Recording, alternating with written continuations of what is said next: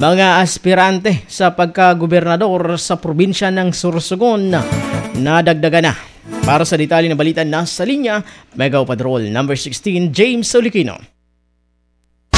Bicol Network News Report!